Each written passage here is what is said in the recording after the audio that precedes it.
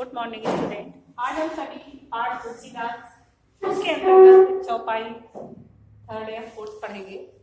इसमें जैसे कि हमने पहले बताया कि राम और लक्ष्मण और परशुराम का इसमें संवाद बताया गया है।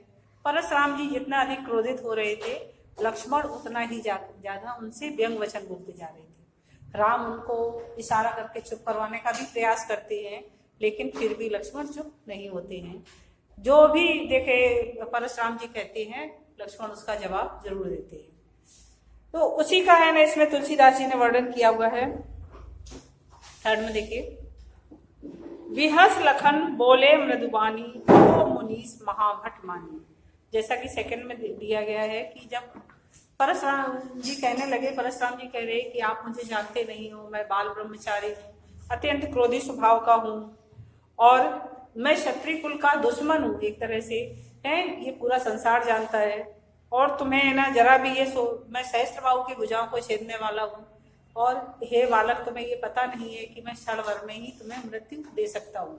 इस तरह से परशुराम जी अपनी बड़ाई कर रहे थे और देखे उतना ही लक्ष्मण उनके बारे में कहते जा रहे थे कि उनकी बड़ाई सुन करके वो उन पर और व्यंग वचन बोल रहे थे। उसी के बारे में दिया गया, विहस लखन बोले मृदुबानी। विहस माने हंस करके लक्ष्मण उनसे मधुर वाणी में कहने लगे, अहो मुनीस महाभट मानी। हे मुनि, मुझे ऐसा लग गया है कि तुम महान योद्धा हो, महान योद्धा हो। जितनी तुमने अपने आप की जो बड़ाइयां सुनाई हैं, उससे मुझे ऐसा लग रहा है कि तुम महान योद्धा हो। पुन पुन मोय दिखाओ कुठार। ऐसा लगता है कि बार बार कुठार का मतलब फरसा। बार बार परशुराम जी लक्ष्मण को फरसा दिखा रहे थे कि तुम इसको जानते नहीं हो, इसने सहस्त्रबाहु की भुजाओं को काट दिया है। तो बार बार जो फरसा दिखा रहे थे, तो लक्ष्मण जी क्या कह रहे हैं उनसे, पुन पुन मोय दिखाओ कुठार। बार बार जो तुम मुझे ये कुठार दिखा रहे हो, जो ये फरसा दिखा रहे हो, चाहत उड़ावन फूक पार। मुझे तो ऐसा लगता है कि तुम फूक करके पहाड़ को उड़ाना चाहते हो। अर्थात लक्ष्मण जी ये कहना चाहते हैं कि व्यंग वचन में के द्वारा कि तुम फरसे को दिखा के ही हमें डराना चाहते हो कि मैं इस फरसे को देख करके डर जाऊंगा, या तुम्हारी बातें सुन करके कि मैंने इस फरसे से सहस्त्रबाहु की भुजाओं को काट दिया था, है तो मैं डर जाऊंगा। तो ऐसा लगता है कि तुम फूंक से पहाड़ को उड़ाना चाहते हो, क्योंकि फूंक से पहाड़ को नहीं उड़ाया जा सकता है। यहाँ कुमड़वतिया को नहीं कहा जाता है कि कुमड़वतिया का पौधा इतना ज्यादा देखे कोमल होता है कि यदि कोई व्यक्ति है ना उसकी तरफ उंगली से भी इशारा कर देता है तो वो मुरझा जाता है। तो लक्ष्मण जी इसी को कहना चाहते हैं कि तुम जो बार बार फरसा दिखा रहे हो, तो हम कोई कुमड़वतिया के देखे पौधे नहीं है कि जो उंगली दिखाने से ही मुरझा जाता है, और मैं भी फरसे को देख करके ही ना डर जाऊं। तो मैं कोई कुमड़वतिया नहीं हूं, जे तर्जनी देख मर जाए। तर्जनी जानते हो कौन सी उंगली होती है? ये नहीं होती है, ये वाली उंगली है तर्जनी होती है। हाँ, तो इस उंगली को देख, जैसे जब भी हम कोई इशारा करते हैं ना किसी को, तो इसी उंगली से तो करते हैं इशारा। ये तर्जनी उंगली होती है।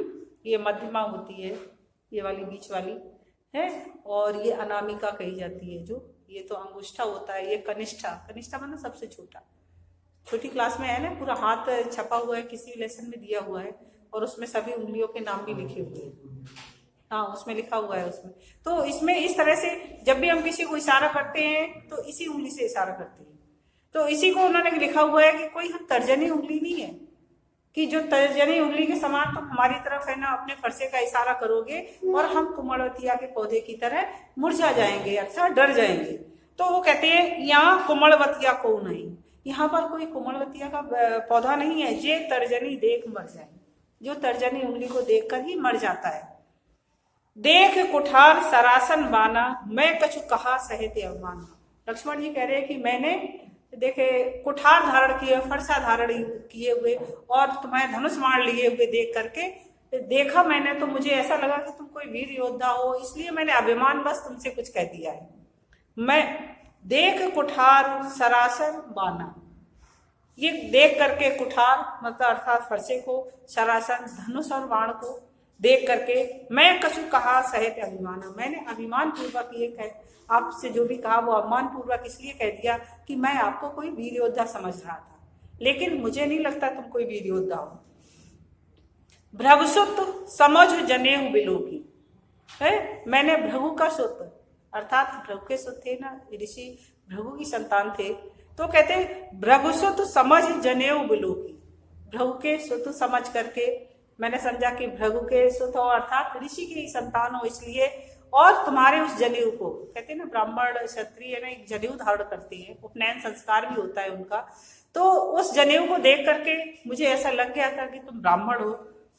भृगुसुत समझ जनेऊ बिलो की, जनेऊ को देख करके मुझे लगा मैं कुछ कछु रहेऊ सहेऊ ऋष रोकी।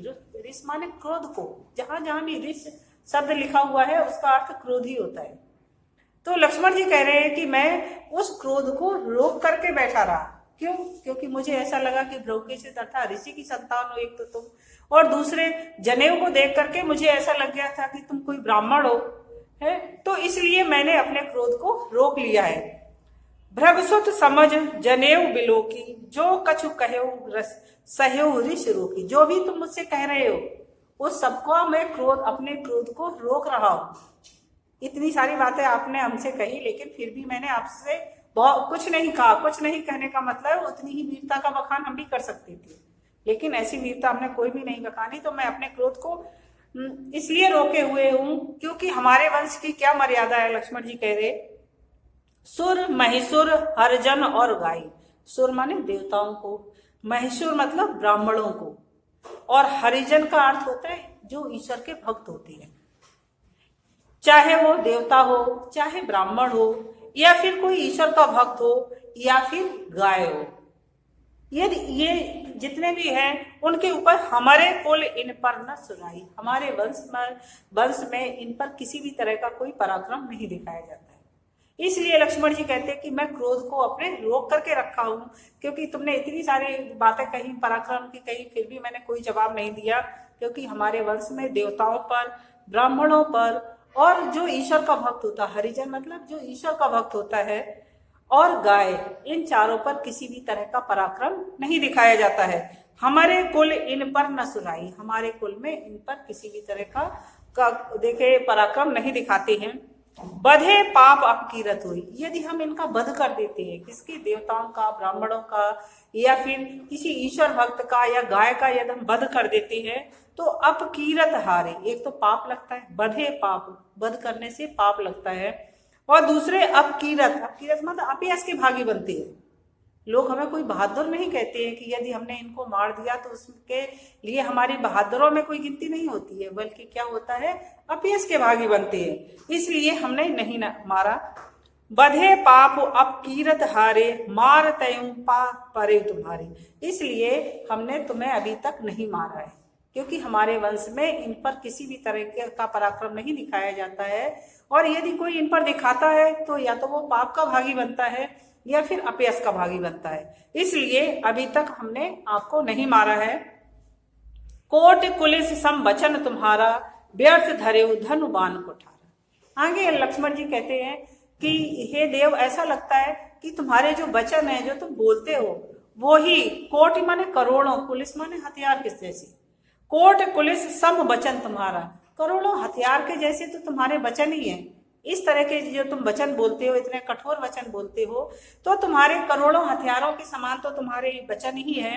व्यर्थ धरेउ धनु बाण कुठारा, आपने व्यर्थ माने बेकार में ही धनुष और बाण को धारण कर रखा है, क्योंकि आप इतने कठोर वचन ही बोलते हो, तो फिर आपको धनुष बाण धारण करने की कहाँ आवश्यकता है। जो बिलोक अनचित कहो क्षमऊ महामुन धीर, हे महान मुनि, यदि मैंने क्रोधवश तुमसे कुछ भी अनुचित कह दिया हो तो मुझे क्षमा करें।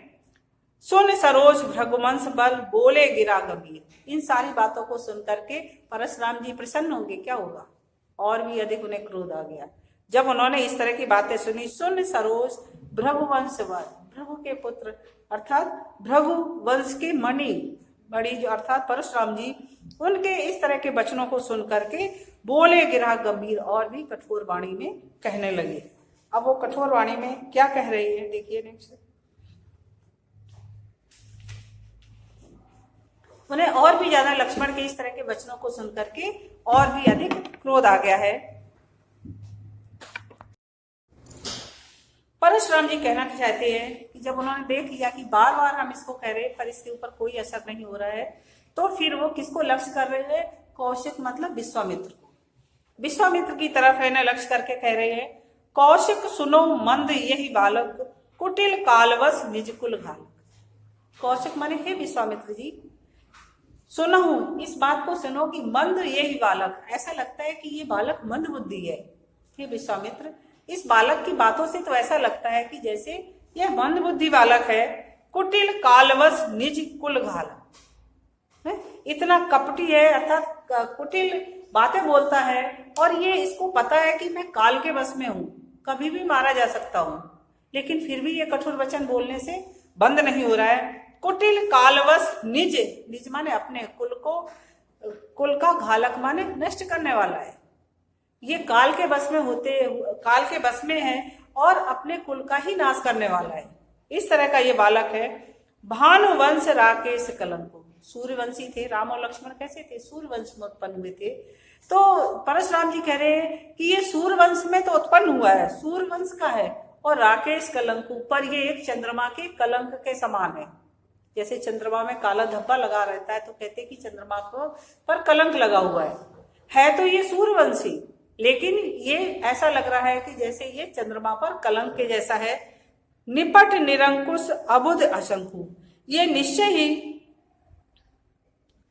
निरंकुश है, इसके ऊपर कोई भी अंकुश नहीं है। अबुद्ध माने बिना बुद्धिहीन है ये, है, और किसी भी तरह का इसे शंका नहीं होती है कि हमारा आगे क्या होगा। यदि मैं इसी तरह बोलता रहा तो पता नहीं परशुराम जी को और अधिक क्रोध ना आ जाए। तो ऐसा लगता है कि ये बालक बिल्कुल ही बुद्धिहीन है और इसको कुछ भी पता नहीं है।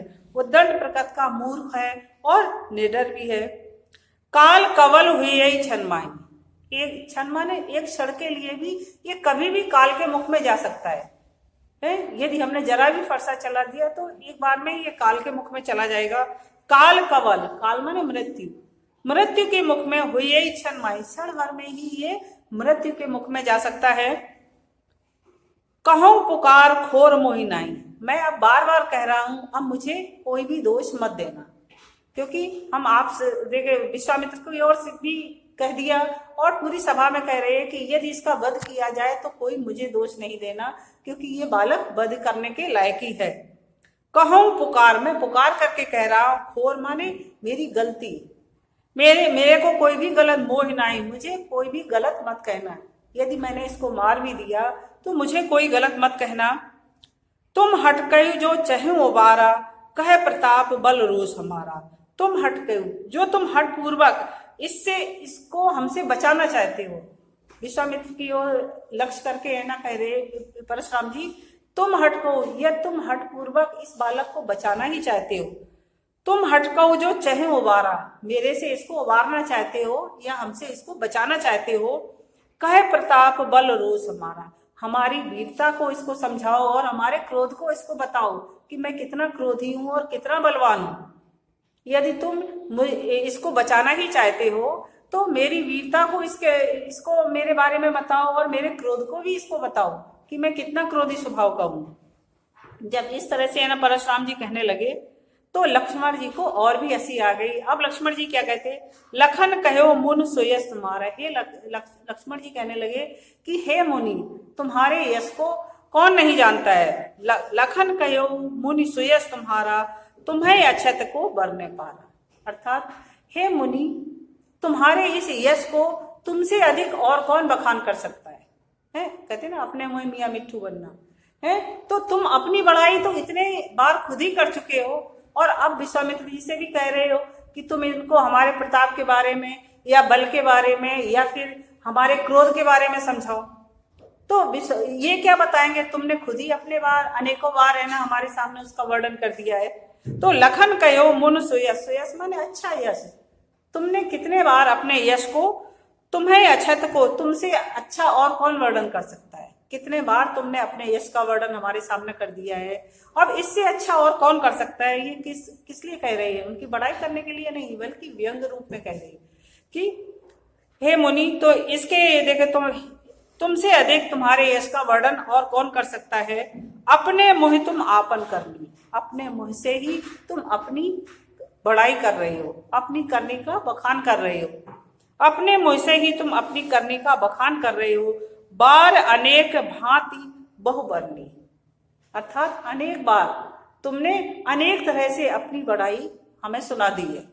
अनेक तरह से है ना तुमने सुना दी कि अनेक बार मैंने क्षत्रियों से विहीन कर दी पृथ्वी, सहस्त्रबाहु की भुजाओं को काट दिया, मैं बाल ब्रह्मचारी हूँ, अत्यंत क्रोधी स्वभाव का हूँ। बहुत सारी बड़ाइयां तुमने हमें सुना दी। अब यदि तुम्हें कुछ और लग रहा है कि कोई बात और भी रह गई है तो तुम ही सुना दो ना, तुम ज्यादा अच्छे तरह से बड़ाई कर लेते हो अपनी। अपने मुँह तुम आपन करनी, अपने मुँह से तुम अपनी करनी का बखान अच्छे तरह कर देते हो। अनेक बार अनेक भांति बहुबनी, अनेक तरीके से तुमने अनेकों बार अभी तक अपनी करनी का वर्णन कर दिया है। फिर भी लक्ष्मण क्या करे, फिर भी तुम्हें संतोष नहीं है। नहीं संतोष तो पुन कछु कहो, यदि तुम्हें अभी भी इस बात का संतोष नहीं है कि मैंने अपनी कम बड़ाई की है तो कुछ और रह गई है तो उसको भी कर दो। नहीं संतोष, या तुम्हें किसी भी तरह का संतोष नहीं है, तब पुन कछु कहो, पुन माने दोबारा, दोबारा कुछ और भी कह दो, जो भी रह गया हो उसको भी तुम कह दो। जन ऋष रोक दुसई दुख सहो, ऋष माने क्रोध को, अपने क्रोध को रोक करके अपने आप को कष्ट मत दो। यदि तुम्हारी कुछ बड़ाइयां और भी रह गई हो तो उसको भी तुम कह दो, लेकिन अपने क्रोध को, कहते ना क्रोधी व्यक्ति सबसे पहले किसको नुकसान पहुंचाता है, स्वयं को। यदि हमें क्रोध आता है तो सबसे पहले हम अपने आप का, अपने ही शरीर का सारा सिस्टम बिगाड़ लेते हैं, और सुनने वाले ने तो पता नहीं सुना कि नहीं सुना उस चीज को है, उसको क्रोध आएगा कि नहीं आएगा ये कोई भरोसा नहीं है। वो तुम्हारी बात सुन ही रहा, तुम कितना भी चिल्लाते रहो। तो सबसे पहले क्रोध करने वाला व्यक्ति अपने आप को ही हानि पहुंचाता है। तो अब लक्ष्मण जी क्या कह रहे हैं कि यदि अभी भी तुम्हारे अंदर क्रोध रहेगा तो तुम अपने आप को ही कष्ट पहुंचाओगे, इसलिए कह दो, जो भी और बड़ाइयां रह गई हैं उसको भी कह दो।